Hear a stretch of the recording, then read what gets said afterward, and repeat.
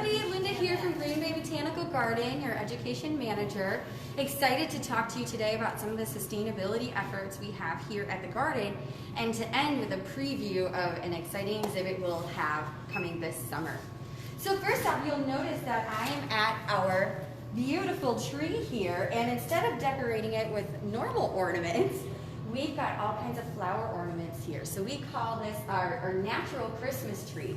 And all of the flowers that you see on this tree were grown in the garden. So the process for this is actually this time of year is when our horticulture team starts to plan out their gardens and what flowers they want to plant.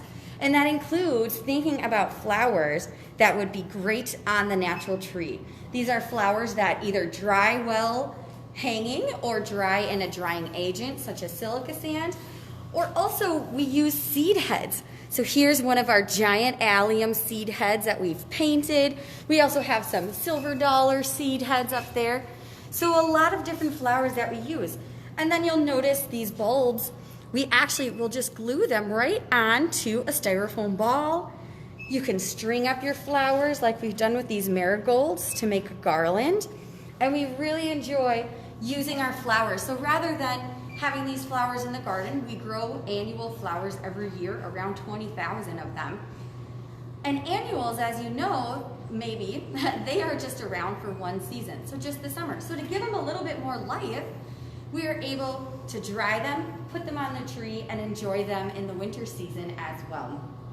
These flowers, depending on the flower, they can start to lose some of their color over the years. So they last a couple years depending on how you're able to store them. We like to store them in big totes in one of our cool, dry storage areas so that we're able to reuse them. But we also put new flowers together every year as well with our horticulture team and our horticulture volunteers. So our natural tree is just one way that we like to upcycle here at the garden, and one of our sustainable practices that we do. Next, I'm going to take you down to another tree that looks quite a bit different than this one, and along the way I'd like to talk about some of our other sustainable practices. So, this tree that you just saw is in the visitor center of the garden. So if you come on out for Garden of Lights, you'll get to see that as you wander through, and we hope you do come on out. We do have just a few weekends left of that. As we go by the bathrooms, that might seem funny, but our bathroom facility out in the garden, our Stump Hobbit House, is actually a sustainably built building. So it's built into the hillside to help insulate it. It has light tubes to bring light inside, so we don't need as many light fixtures in it. It has a green rooftop, so again, being built into the side of the hill, besides just allowing it to help regulate its temperature, also allows us to grow more plants on top of it, I should say. So make sure you check out our Hobbit House, which actually does look like a little Hobbit house from Lord of the Rings, when you come out to visit the garden this summer. Beyond that, in the garden, we also want to make sure that we're taking care of our earth and doing things sustainably. So rather than spraying a bunch of weed killer, we actually pull weeds by hand. Thankfully, we have a lot of amazing volunteers and horticulture staff that help us do that with pulling the weeds. We use sustainable fertilizers. So we use Purple Cow Organics, which is created right here in Wisconsin. That's a compost that we put onto our flowers.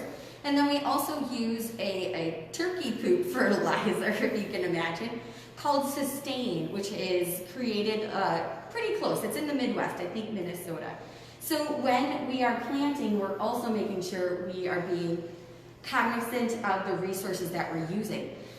A third practice that we do is, rather than having automatic waterers on our plants, we've got some in our lawns, but not on our plants, because not every plant needs the same amount of water. So we water by hand as well. That might mean a horticulturist sets out a waterer for a few hours, every other day, or depending on the plants, it might be they get watered with a hose on their specific time. So our horticulturists, they've got it down to a science. Again, our amazing horticulture volunteers, they help us with that. So we're making sure we don't give a plant too much water. which would then cause runoff, and then that water has to filter back through the earth and then get back to our wells to be used again. So we really want to be cognizant of the water that we're using in addition. Now we're going to head downstairs and we're going to take a look at one of our other trees that as I had mentioned. Another one of the plantings that we do is actually in our Vietnam Veterans Garden. We have what we call a zero-scape garden. So that area, kind of like these stairs, is really slanted. And it's south-facing, so of course the water drains really quickly, and because it's south-facing, that area gets a lot of sun. So we wanted to plant that area as a zero-scape garden, which includes a number of drought-tolerant plants and a lot of native plants, because those native plants, they're from the Wisconsin area, they know how to handle our conditions. So by putting those plants in that area, we're also using less resources because we don't have to worry about plants that need a ton of water that we have to water a lot more often because of the south-facing and the hillside that it's on. You'll also see when you come on out, our new Grand Garden has a lot of natives. There's a low-lying native area, so we've got a lot of wet-loving plants there. There's some higher areas, so that's another place where we're using those natives to be more sustainable for our environment. And now we are downstairs, and like I said, this tree looks a little bit different than our tree upstairs. So this tree is to show how we can upcycle a lot of our other goods that get thrown away. You'll notice on the top actually there we've got an octopus made out of packaging, so some bubble wrap octopus. We even just have soda cans decorated with bows and water bottles. And then some of our corks we made some anchors out of. Anyways, check out a lot of these fun upcycled ornaments that our volunteers and our guest services staff put together.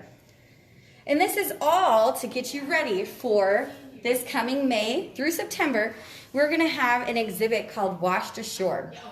Washed Ashore features 8 sculptures, all sea life animals, made from plastic that has actually washed up from the ocean in the Pacific.